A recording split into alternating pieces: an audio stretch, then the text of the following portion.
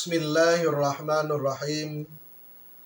Assalamualaikum warahmatullahi wabarakatuh. Hamdan wa syukran lillah. Salata wa salaman ala rasulillah.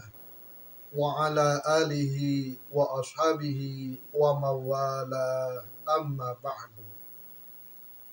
Para pemirsa yang dirahmati oleh Allah subhanahu wa ta'ala, pada materi yang berjudul Jadikanlah sabar dan sholat sebagai penolongmu, telah disampaikan bahwa menjadikan sabar dan sholat sebagai penolong kita dalam menghadapi setiap problematika kehidupan, terutama yang menyesakkan dada, yang memusingkan kepala, itu merupakan sesuatu yang sulit untuk dilaksanakan, sesuatu yang berat untuk diamalkan. Sebagaimana firman Allah Subhanahu wa taala di akhir ayat surah Al-Baqarah ayat 45, wa innaha lakabiratun illa 'alal khashiin. Sesungguhnya menjadikan sholat sebagai penolong dalam menyelesaikan berbagai permasalahan adalah sesuatu yang berat, kecuali bagi orang-orang yang khusyuk. Siapa orang yang khusyuk yang dimaksudkan dalam ayat 45 surah Al-Baqarah ini? Maka penjelasannya dan keterangannya terdapat pada lanjutan ayat, tepatnya pada ayat 46 dari surah Al-Baqarah. Alladzina yadhunnuna annahum mulaqu rabbihim wa annahum ilaihi raji'un. Orang yang khusyuk adalah orang yang yakin akan bertemu dengan Tuhan mereka, dan hanya kepadanya lah mereka akan kembali. Jadi orang yang khusyuk dalam ayat ini ditegaskan bahwa orang yang khusyuk adalah mereka yang memiliki keimanan yang tinggi, memiliki keyakinan yang kuat, dan menyadari dengan betul bahwa mereka pasti ketika tiba ajalnya akan bertemu dengan Tuhan mereka, akan bertemu dengan Allah Subhanahu wa taala, dan hanya kepadanya lah mereka akan kembali, dan kita pun akan kembali kepada Allah Subhanahu wa taala. Ini sangat penting dan sangat menentukan dalam sikap kita ketika menghadapi berbagai ketentuan-ketentuan Allah yang diberikan kepada kita selama kita hidup. Kalau semua orang ditanya, apakah kita akan meninggal? Pasti jawabannya bahwa kita akan meninggal dunia dan kita akan kembali kepada Allah Subhanahu wa taala. Inna lillahi wa inna ilaihi raji'un.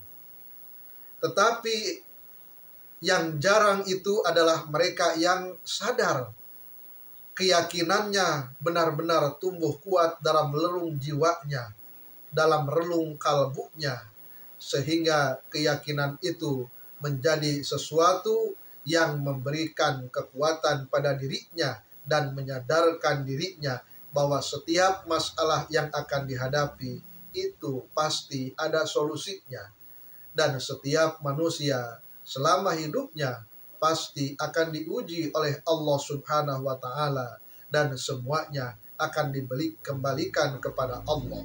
Dalam arti baik yang sabar ataupun tidak, pasti akan bertemu dengan Allah Subhanahu wa taala. Orang yang tidak sabar dalam menghadapi berbagai problematika kehidupan pasti akan bertemu ajalnya, pasti akan bertemu dengan Allah, pasti akan diminta pertanggungjawaban selama hidupnya. Dan orang yang yakin pun pasti menyadari bahwa dia akan bertemu dengan Allah dan akan dipertanggungjawabkan semua amal perbuatannya. Hanya bedanya orang yang tidak sabar dan orang yang kesadaran akan akan bahwa dirinya akan kembali kepada Allah, itu akan menentukan sikapnya dalam menghadapi berbagai problematika kehidupan. Untuk itu, di awal-awal surah Al-Baqarah, Allah menggambarkan ciri orang yang muttaqin itu adalah mereka yang meyakini tentang hari akhirat. Ulaika ala hudam mir rabbihim wa ulaika humul muflihun.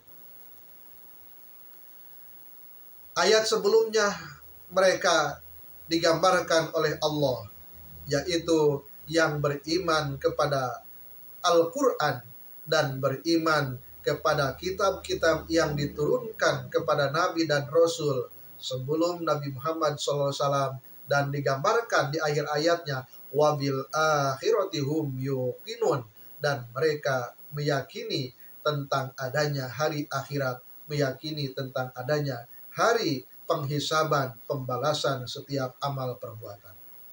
Jadi para pemirsa yang dirahmati oleh Allah Subhanahu wa taala, keyakinan dan kesadaran ini adalah menentukan kita bagaimana kita dalam menghadapi berbagai problematika, masalah, musibah, ujian yang menimpa kita, dan tentunya akan menimbulkan ketenangan pada diri kita. Semoga kita semua diberikan kekuatan oleh Allah Subhanahu wa taala agar keyakinan tersebut, keyakinan akan adanya pertemuan dengan Allah, keyakinan bahwa kita semua bakal diminta pertanggungjawaban di hadapan Allah, mudah-mudahan terus ada dalam bawah sadar kita dan spontan akan muncul ketika kita menghadapi berbagai permasalahan.